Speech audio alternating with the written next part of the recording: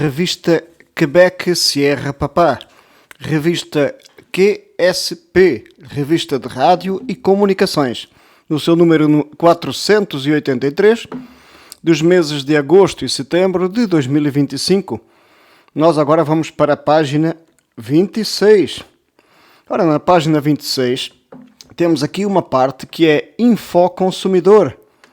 Se tiver dificuldades em pagar o serviço, isto se começou a falhar pagamentos ou prevê que isso possa acontecer, é importante agir por antecipação, não deixar a coisa escalar até ser irremediável.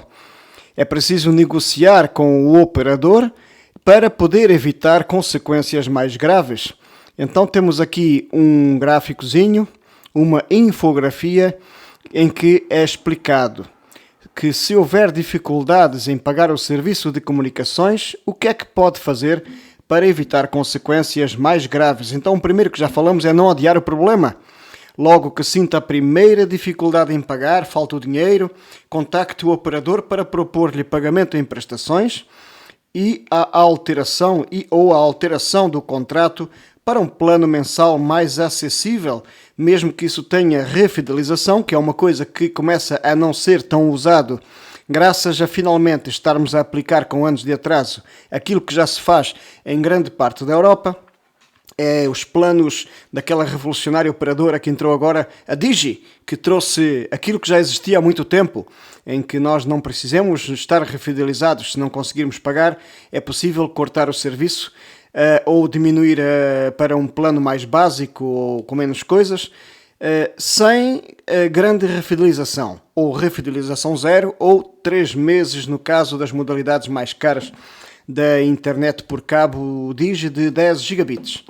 E as outras operadoras, por arrasto, vão a correr fazer packs mais económicos, não tão económicos, assim que a Digi abre num local. Portanto, isto só funciona mesmo por concorrência, que até agora não tem existido.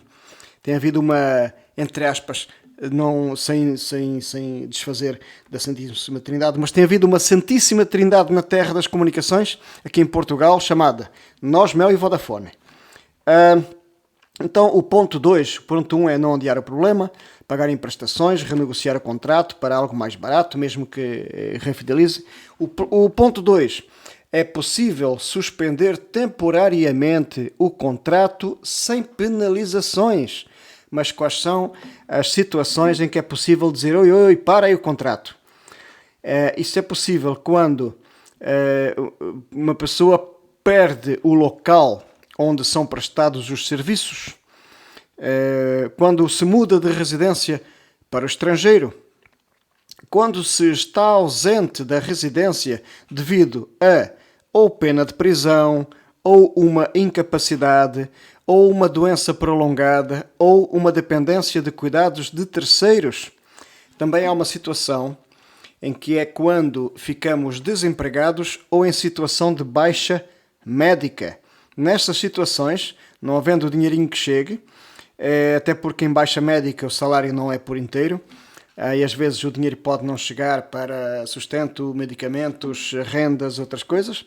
Então é possível sim dizer, olha, suspensa aí o serviço que está mal, eu estou desempregado ou estou de baixa. O ponto 3, é possível cancelar um contrato de comunicações sem custos se emigrar. É possível cancelar o contrato se mudar de residência permanentemente para uma zona onde o operador não presta o serviço contratado ou um equivalente. Imagino que eu tenho net por cabo e depois vou para um local que tem uma rede muito fraquinha de 4G ou até só 2G. Nesses casos, diz assim, olha, eu para trabalhar não é compatível com o meu trabalho, para onde eu mudei, não se pode continuar o contrato. Portanto, eu preciso de um serviço que vocês não fornecem. Outro ponto, para poder cancelar o contrato, é quando ficamos incapacitados para o trabalho há mais de 60 dias ou quando perdemos o rendimento mensal. O ponto 4, existe um apoio, existe o RACE, Romeo Alpha Charlie Echo, que é a Rede de Apoio ao Consumidor Endividado. Eles podem ajudar a gerir o orçamento e as dívidas e oferecem apoio gratuito com informação personalizada e aconselhamento financeiro. Aqui uma conclusão: há que agir cedo para aumentar as hipóteses de resolver problemas com o menor impacto possível. É preciso então informar-se, negociar e procurar apoio. Temos aqui na página 26 também algo sobre os desafios regulatórios da inteligência artificial. O que é que se passa com isto? Há uma conferência da Anacom que foi no dia 19 de setembro, uma conferência da Autoridade Nacional das Comunicações em Lisboa, no Museu do Oriente. Foi acerca de inteligência artificial, os desafios nesta inovação e na sua regulamentação. Foi um dos temas de debate na conferência Anacom Inteligência Artificial. Portanto, foi um tema de debate da Anacom. Pronto, este tema da inteligência artificial, como regular esta inteligência e quais são os desafios propostos pela sua inovação. A IA, como é chamada por abreviação, está a deixar de ser só uma promessa tecnológica para ser algo real e um motor de inovação empresarial com impacto direto na forma como as empresas se posicionam, criam valor e servem os cidadãos. A capacidade de alimentar tecnologia, estratégia e regulamentação será determinante para que a IA contribua para o desenvolvimento econômico e social, assegurando, simultaneamente, a proteção dos direitos fundamentais. A conferência será um espaço para ouvir representantes de empresas de tecnologia, software, saúde digital e mobilidade que aplicam IA nos seus negócios e refletir sobre a criação de condições para a inovação empresarial. Se trabalha com tecnologia e inovação, políticas públicas ou está apenas curioso sobre o futuro da IA, este evento decorreu, então, lá em Lisboa. A Anacom, no seu espaço, também fala dos preços das comunicações e em junho de 2025 os preços das telecomunicações desceram 0,2% face ao mês anterior, se comparado com o mesmo mês de 2024, em que diminuíram 0,7%. Obrigado a Digi por ter entrado aí no mercado com os seus cartões ilimitados de 5, 6, 7 euros móvel, com as suas internets por fibra 10 euros. Ora bem, e agora nós criou a U para fazer concorrência, a Vodafone criou a Amigo, ou o teu amigo, isso é o site, é Amigo, e a Mel utiliza para isso a já existente Uso, de forma a low-costizar onde a Digi abre. A questão é esta, é que eles estão à espera que a Digi abra num local para soltar os cães, ok? De outra forma estão ali vezes 2, vezes 3. Ora, aqui fala também, aqui na página, está escrito na página 27 acerca de encomendas transfronteiriças. Em 2024, cerca de 99,4% das encomendas internacionais recebidas em Portugal e 90,2% das encomendas internacionais tiveram como origem ou destino os países do Espaço Econômico Europeu. Olha que bonito número. Quer dizer que em Portugal, das encomendas recebidas, 99% é da Europa. Eu fico contente com esses números. Eu acredito é que haja uns números que não são contabilizados daquilo que nós compramos ao Ling Chong, não, ao Xingling, como é que se chama? É ao chinês. O que é as coisas daqueles sites AliExpress e Temu, acho que isso é capaz de ser contabilizado à moda do rato. PF. Ora, deixa eu ver aqui. Eu sinceramente eu era apologista que houvesse um impostozinho para disso, essas coisas por Estado. De forma a também salvaguardar um bocadinho alguém que produz alguma coisa cá dentro e que o Estado conseguisse baixar ou não ter que aumentar outros impostos. Portanto, agora temos aqui, nesta página 27, o último artigo é: Anacom licencia operações espaciais de lançamento, comando e controlo de satélites. A Autoridade Nacional das Comunicações emitiu, o ano passado, a primeira licença de operações espaciais de lançamento e comando e controlo de um satélite, enquanto autoridade espacial. Tratou-se do Aeros, o CubeSat 3U, cujo lançamento para o espaço foi assegurado pela SpaceX, que, diga-se de verdade, tem os precinhos mais baixos nos lançamentos. E foi nos Estados Unidos da América, e representa o culminar de um processo colaborativo entre a Anacom e o CEIIA. Portanto, CEIIA, ok, que teve início em setembro de 2023, com vista à instrução do processo de licenciamento, do lançamento e do comando do controlo do tal CubeSat Aeros. Agora vamos para a página 28, estamos neste momento com 11 minutos de leitura da revista QSP. Na página 28 fala do IST-SAT-1, que fez um ano de vida. No dia 13 de agosto do ano passado, ou deste ano. Não, neste ano, no dia 13 de agosto, o microsatélite do Instituto Superior de Tecnologia, onde o meu filho estudou, cumpriu 400 dias da sua projetada missão. Neste momento, é o mais antigo satélite português vivo no espaço.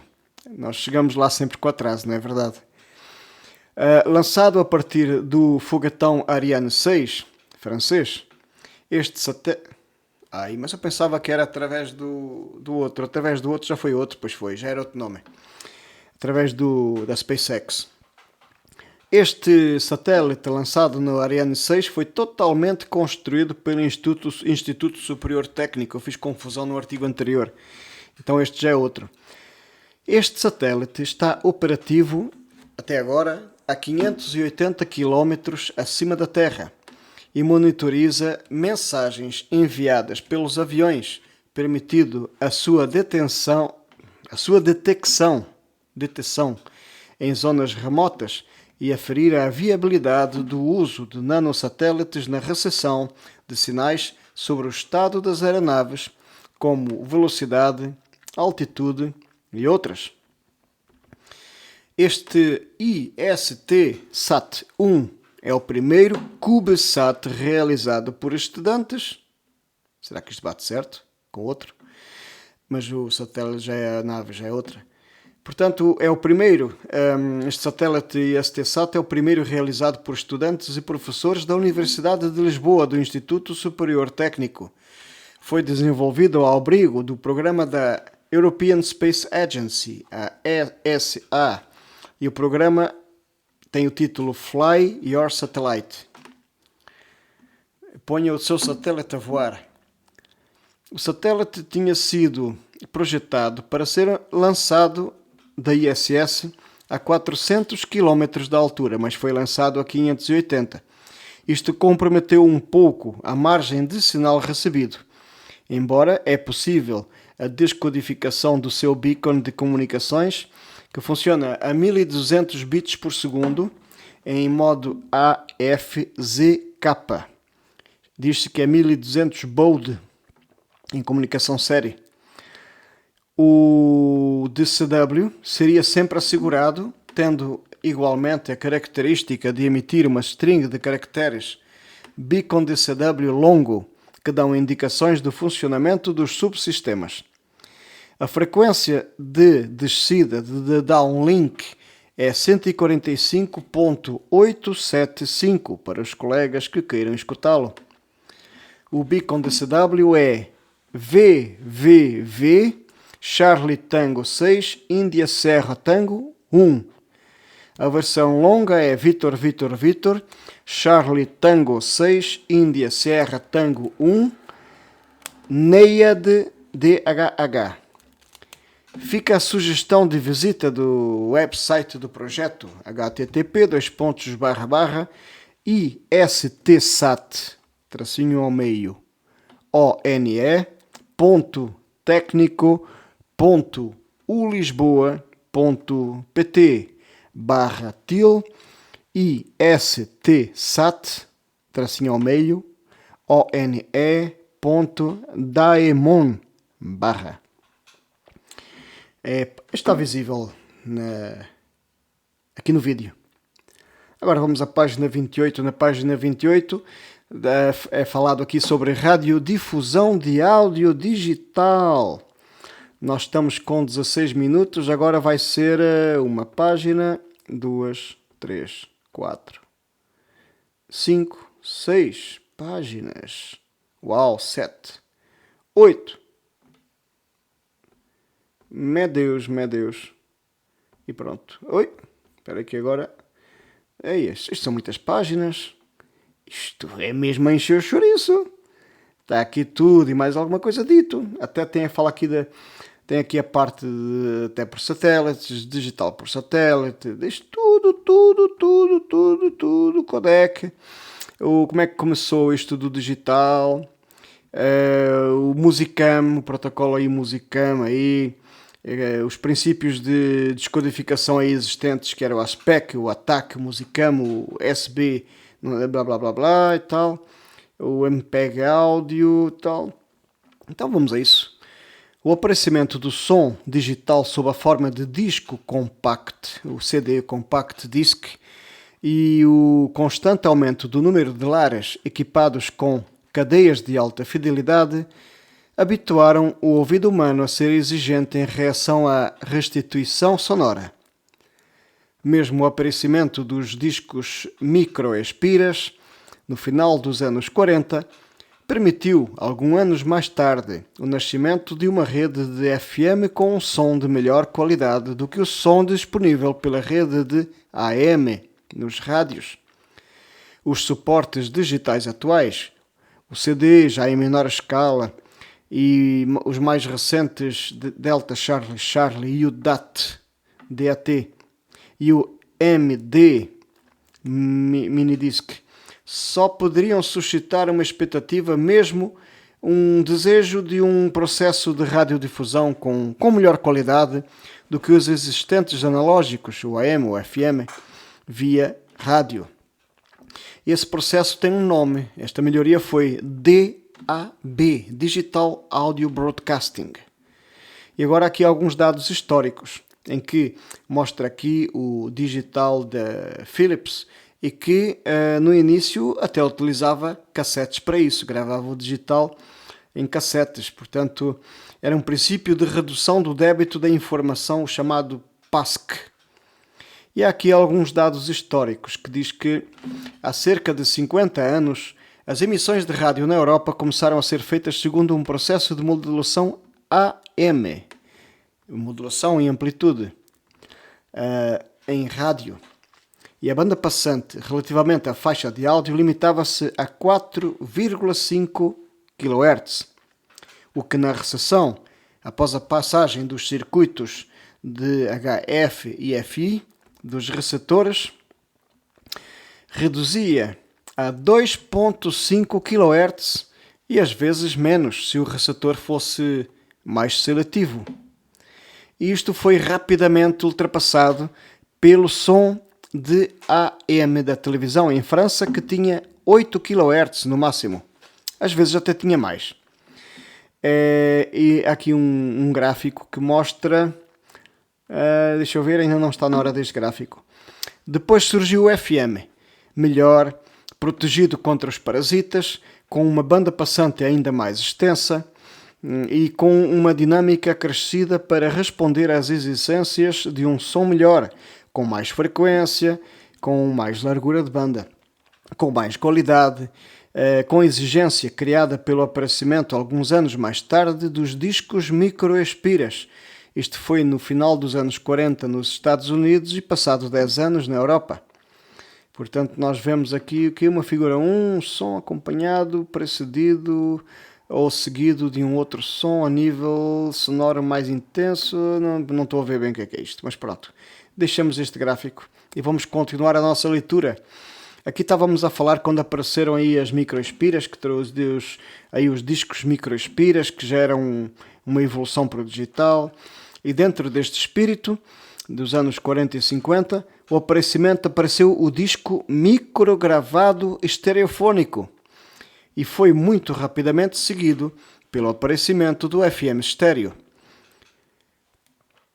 Com o decorrer dos anos, o FM iria mostrar os seus limites por causa da ocupação do espectro radioelétrico, que não permitia a multiplicação infinita dos emissores, e também por causa dos trajetos múltiplos, multipaths, seguidos pelas ondas provenientes do mesmo emissor, que devido a reflexões nos diferentes obstáculos do relevo terrestre, pronto, o que é que diz aqui? A propósito da ocupação do espectro radioelétrico, foi desenvolvido um sistema FM síncrono que foi utilizado pela Rai d'Itália e pela Radio France, e isto começou em 92 com os Jogos Olímpicos. Continuando, portanto, convinha atingir uma nova etapa a fim de obter uma banda passante maior, com uma melhor dinâmica, com a eliminação total das distorções devidas aos multipaths. Uma redução da ocupação do espectro radioelétrico também era bem-vinda graças às redes monofrequências e as potências necessárias. Uma mesma qualidade de serviço para todos os tipos de receptores, quer se tratasse de receptores físicos ou móveis, os autorrádios, e finalmente a possibilidade de serviços de acompanhamento na difusão de dados. Todos estes objetivos técnicos que acabaram de ser enumerados são atingidos com a Digital Audio Broadcast DAB, em que houve duas técnicas. Houve a compressão do som Musicam, é a primeira, e a segunda técnica foi a difusão Digicast. É um processo COFDM. É um método de transmissão muito conhecido nos dias de hoje. Até as TVs por cabo também usam por vezes isso, com ou sem correção de erros. Existe ali uma possibilidade de correção de erros. Agora falamos aqui do Musicam e o MPEG Audio. O Musicam tem esse nome porque é o Masting Pattern Universal Subband Integrated Coding and Multiplexing, que sucedeu ao Mascam, que era Masking Pattern Adapted Subband Coding and Multitexting. Compreenderam? Não! Também não faz mal, eu também não. E consiste, tal como o seu antecessor, numa compressão do som digitalizado. Uma compressão que se faz numa relação de 4:12 e que se espera ainda poder fazer melhor. É 4:12 para 1, não é isso? Abdicando das informações não significativas ao ouvido humano, eliminando-as e conseguindo assim criar uma compactação maior do sinal do áudio, sem degradação detetável pelo ouvido humano, porque só suprimimos as coisas que não são escutadas pelo ouvido humano. Ora, a propósito destes processos de codificação e da compressão da informação, a Philips associou-se com o projeto Eureka 147, e estes trabalhos de pesquisa e desenvolvimento, que também conduzem à codificação utilizada pelo Digital Compact Cassette, como já lhes disse que foi o princípio do digital. Ali, com o princípio, quer dizer, já não era bem o princípio, mas já evoluiu. Isto era conhecido pelo DCC, Delta Charlie Charlie. E neste domínio, a Europa fez figura de precursora. A Europa à frente, neste caminho, mesmo apesar de outros países estarem interessados nestas técnicas, como a Sony com o Minidisc, a Dolby com o AC2, etc. Todas estas técnicas têm por origem a imperfeição do ouvido humano para a supressão de sons não escutados. Ora, tendo em conta os diversos processos de estudo, impunha-se a normalização para que houvesse algo em comum, para que nós, consumidores, fôssemos beneficiados por uma única tecnologia que funcionasse em todos os aparelhos. E então essa normalização veio do MPEG Group, que criou o MPEG Audio. MPEG é Motion Picture Expert Group. Este grupo criou, alguns meses depois de MPEG, em 1998, o MPEG, que foi iniciativa de dois organismos internacionais. Foi o ISO e a SEI. ISO é International Standard Organization, ISO, e SEI é Charlie Echo India, que é Commission Électronique Internationale, e tinha por finalidade essa tal normalização, mas à escala mundial. Temos problemas atualmente em que certos sistemas de vídeo ou de TV ou de gravação, a América tem uns sistemas, a Europa tem outros, e dentro da Europa existe vários subprotocolos. Isto é muito chato. Devia ser igual em todo lado. Para a gente trazer uma televisão da América e ver aqui, por exemplo, porque existe o PAL, existe o SECAM, existem assim umas diferenças.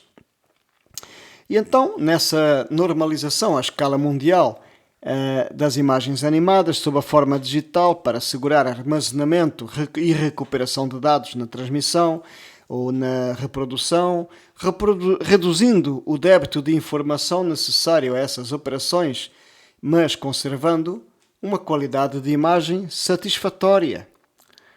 Como exemplo destes trabalhos do MPEG, podemos citar o Full Motion Video, que permite armazenar num disco digital de 12 cm de diâmetro 74 minutos de imagens animadas, acompanhadas de som, e isto com uma qualidade semelhante à que se obtém com o VHS.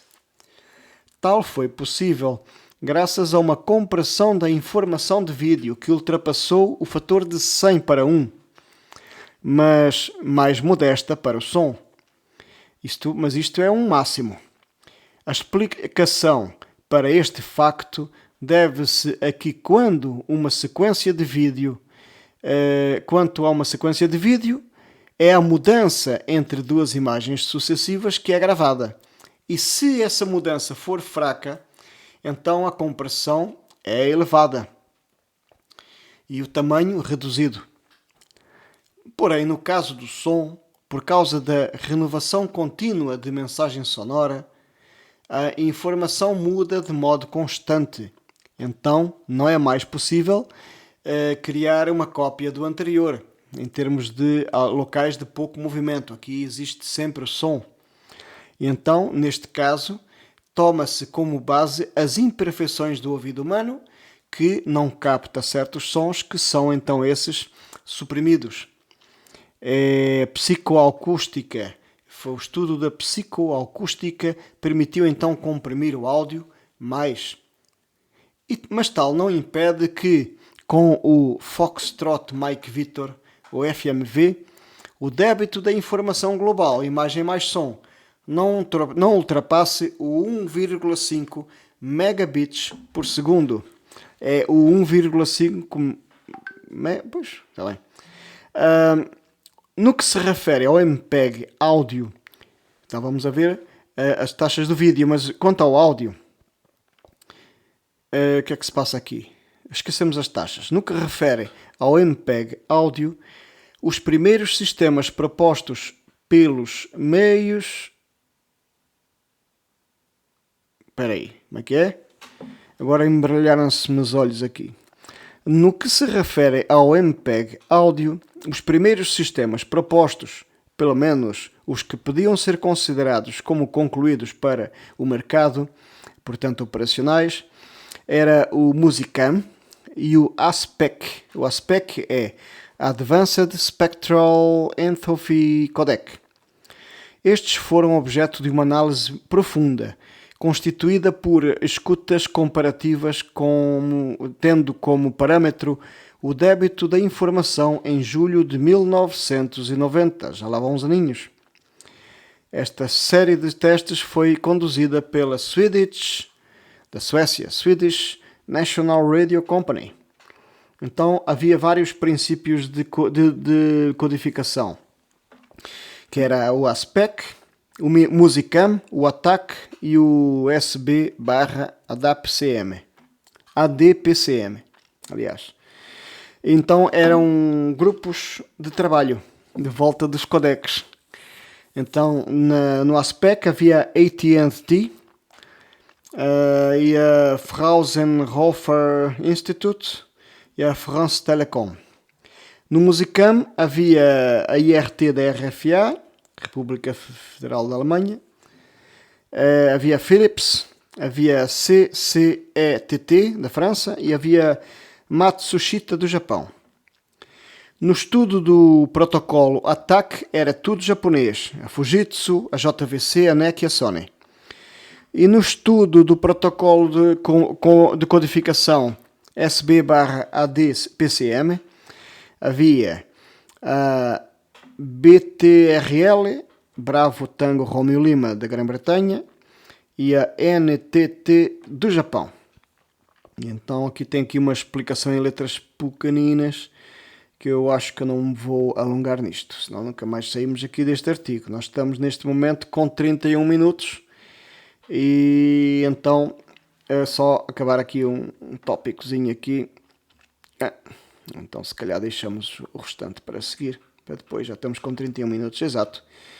Então hoje nós fizemos as páginas 31 e 30 e 29 e a 28 dos satélites e a 27 das comunicações, também dos satélites, e a 26 dos consumidores quando estão enrascados para pagar, e a 25 que eram as notícias da Anacom, 25 a 31, ok?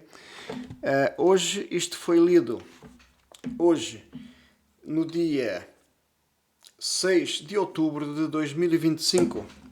Muito obrigado e até a próxima, se Deus quiser.